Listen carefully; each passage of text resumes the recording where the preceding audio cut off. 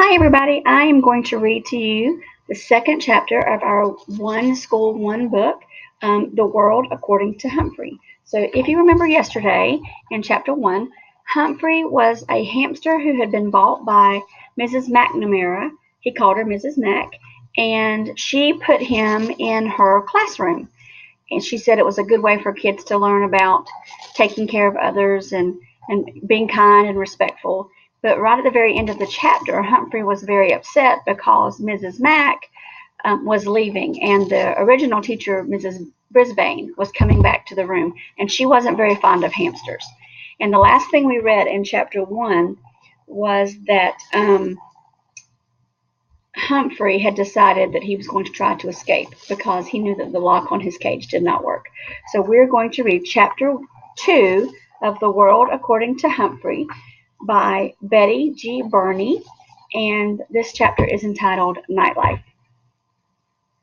For the rest of the day, I felt sad, sad, sad. You look sad, Humphrey, Golden Miranda said when she was cleaning my cage right before lunch. According to the chart Mrs. Mack had left, it was her turn to take care of me. Thank goodness. Miranda was the best cage cleaner and never said yuck. She put on throwaway gloves, then cleaned my potty corner, changed my bedding, gave me fresh water, and finally, oh joy, gave me fresh grain, some lettuce, and mealworms. This will make you happy, she said as she slipped me the special treat she'd brought from home, cauliflower. Naturally, Miranda had good taste. I promptly saved it in my pouch until I could store it in my sleeping house. Hamsters like to stash food for the future. After my cage was taken care of, I felt well enough to observe Mrs. Brisbane more carefully. Now, Miss Mack was tall, wore bright blouses, short skirts, and high shoes. She wore bracelets that jingled and jangled. She spoke in a loud voice and waved her arms and walked all around the room when she talked. Mrs. Brisbane, on the other hand, was short with short gray hair. She wore dark clothes and flat shoes, and she didn't jingle jangle at all.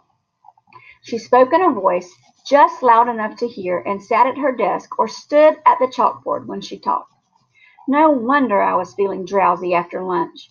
All that nice food and all that soft talking.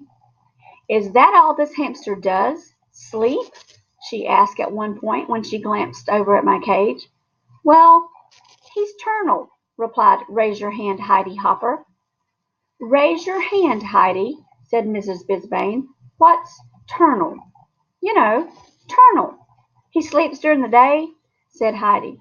I was wide awake now. Nocturnal, I squeaked. Hamsters are nocturnal. Oh, you mean nocturnal, said Mrs. Brisbane, almost as if she had understood me. She turned and wrote the word on the board.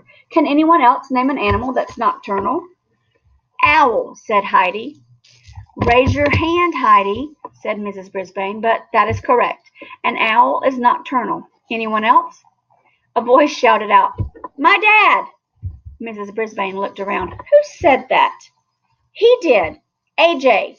Garth Tugwell pointed at AJ. Both boys sat at the table nearest to my cage. What about your dad? Mrs. Brisbane asked. AJ squirmed in his seat. Well, my mom says that my dad is nocturnal because he stays up so late watching TV. Stop giggling, Gail, and a few other students snickered. Mrs. Brisbane didn't crack a smile. Her use of the word is correct, she said, though technically humans are not nocturnal. Any others? Eventually the class came up with more names of nocturnal animals, like bats and coyotes and opossums, and Mrs. Brisbane said that the class would be learning more about animal habitats later in the year. If she'd just look at me, she could learn a lot. But I noticed for the rest of the day that Mrs. Brisbane stayed far away from my cage, as if I had a disease or something. She read a mighty fine story to us in the afternoon, though. In fact, I couldn't get back to my nap afterward. It was about a scary house and these scratching noises and a ghost. Thump, thump, thump. The ghost came down the hall. Oh, I had shivers and quivers. I have to say, Mrs. Brisbane knows how to read a story. Her voice changed and her eyes got wide, and I forgot about her gray hair and her dark suit. To squeak the truth, my fur was on end. The story had a funny ending because it turned out the ghost wasn't a ghost at all. It was an owl. At the end of the story, everybody laughed, even Mrs. Brisbane. I was beginning to think that life with this new teacher wouldn't be so bad, but I changed my mind when the bell rang at the end of the day and all my classmates raced out of the room, leaving me alone with her. She erased the chalkboard and gathered up her papers. I could tell that we were going to be going home soon. Suddenly, I began to worry. What if Miss Brisbane lived in a scary house with spooky noises and a thumping ghost? Or even worse, what if Miss Brisbane had a scary pet, like a dog? My mind was racing as fast as I was spinning my wheel when she finally approached and looked down at me, frowning. Well, you're on your own now, she said.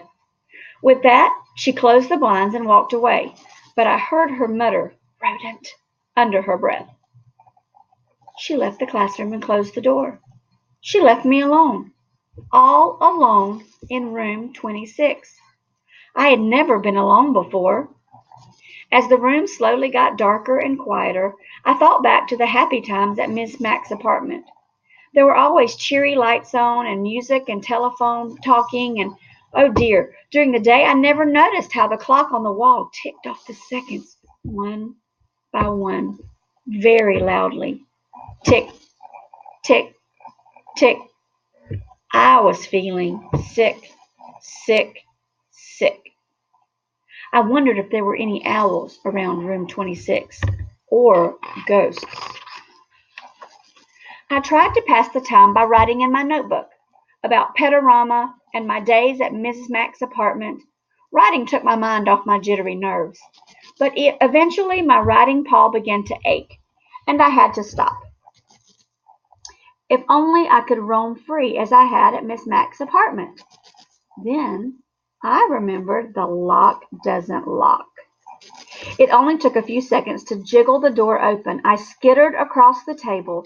Then, grasping the top of the table leg tightly, I closed my eyes and slid to the ground. Ah, freedom! I dashed along the shiny floor. I darted between the tables and chairs. I stopped to nibble a peanut under Stop Giggling Gail's chair. It tasted delicious and made the coolest crunching sound. I chewed and chomped and gnawed and nibbled, and when I stopped, I heard the sound. Thump, thump, thump. Just like the story Miss Brisbane had read us. Thump, thump, thump. Closer and closer down the hall, coming toward room 26. Then, rattle, scratch, thump, thump, thump. Suddenly, I longed for the protective comfort of my cage. I dropped what was left of the peanut and scampered back. But when I got to the table, I thought a terrible thought. I had slid down the smooth, shiny leg, straight down. But how was I going to climb up again? I flung myself against the table leg, grabbed on, and pushed up, up, up. But I had only made a little progress when I began to slide down, down, down. I was right back where I'd started. The rattling got louder. The sounds weren't coming toward room 26 anymore. They were coming in room 26. What do you think could be coming in the classroom door after school? After all the kids had gone home and the teachers had left, what do you think that might be? Let's find out. Just then, I noticed a long cord running down from the blinds. Without hesitation, I leaped up and grabbed the cord and began swinging back and forth. My stomach churned and I wished I'd never touched that peanut. But with each swing, I got a little higher off the ground. As soon as I saw the edge of the table, I closed my eyes and dived toward it. Whoosh! I slid across the table and scampered into the cage. As I pulled the door behind me, I was suddenly blinded by light. The something had turned on the lights and was clomping across the floor. It was huge and heavy and coming right towards me. Just then my eyes adjusted to the light and I saw the thing. It was a man. Well, well, who we have here? A new student? A voice boomed. The man was smiling down at me. My, that was a lovely piece of fur across his upper lip. A nice black mustache. He bent down to peer in at me. I'm Aldo Amato. And who are you? I'm Humphrey. And you scared me half to death, I told him. But as always, all that came out was squeak, squeak, squeak. Aldo squinted at the sign on my cage. Oh, you're Humphrey. Hope I didn't scare you half to death, he said with a laugh. I've just come to clean the room. I come every night. But where have you been? He said. He rolled up a big cart with a bucket and mops and brooms and all kinds of bottles and rags on it. Oh, that's right, he replied, as if we were having a real conversation. Mrs. Brisbane came back today. She's a good teacher, you know, Humphrey. Been teaching here a long time. Wish I'd had a good teacher like her. Say, do you like music, Humphrey? Squeak, squeak, squeak. I tried to tell him I love music almost as much as I love Mrs. Mack. Suddenly a song came blasting out of the radio on his cart, and he set to work. Sweeping, mopping, moving desks, dusting. But Aldo Amato didn't just dust and mop. He spun and swayed. He hopped and leaped. He twisted and twirled. How do you like the floor show?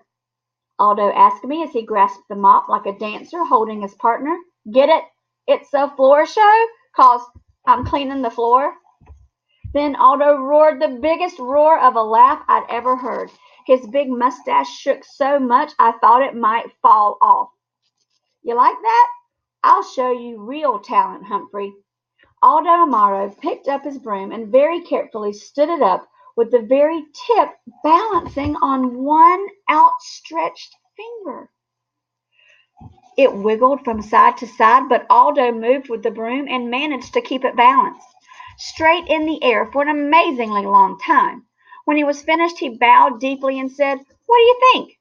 I'm going to join the circus, he roared again. Then Aldo wiped his forehead with a big bandana and sat down at the table where AJ usually sits. You know what, Humphrey? You're such good company. I think I'll take my dinner break with you. Do you mind? Please, please, please, I squeaked. Aldo pulled his chair right up to my cage. Hey, you're a handsome guy, like me. Here, a little bit of green won't hurt you, will it? He tore off a piece of lettuce from his sandwich and pushed it through the bars. Of course, I hid it in my cheek pouch. Aldo chuckled. Good for you, Humphrey. Always save something for a rainy day. The two of us shared a very pleasant meal as Aldo told me about how he used to have a regular job where he worked during the day. But then his company closed down and he couldn't find a job for a long time. He couldn't even pay the rent when he was lucky enough to get hired here at Longfellow School. He was glad to get the job, but it's lonely working at night because his friends work during the day. They could never get together like they used to. I tried to squeak to him about all the creatures like me that are also nocturnal, and Aldo listened. I know you're trying to tell me something, Humphrey, but I can't tell what it is. Maybe you're just saying I'm not alone after all, huh? Squeak! He understood. Aldo stood up and threw his trash into the plastic bag on his cart. Well, I've got a lot of other rooms to clean, my friend, but I'll be back tomorrow night. Maybe I'll take my dinner break with you again. Aldo pushed his cart toward the door and reached for the light switch. No, no, no, I squeaked, dreading the thought of being plunged into darkness again. Aldo stopped. I hate to leave you in the dark, but if I don't turn off the lights, I could lose my job. He clomped back across the floor to the window. Tell you what, I'll leave the blinds open a little. There's a nice light right outside your window. After he turned off the lights and left, I chomped on the lettuce I'd saved and basked in the warm glow of the streetlight and my new friendship with Aldo. Tip 2. Hamsters are not picky about their food and eat very little. Make sure to feed your pet a wide variety of tasty foods. Guide to the Care and Feeding of Hamsters by Dr. Harvey H. Hammer.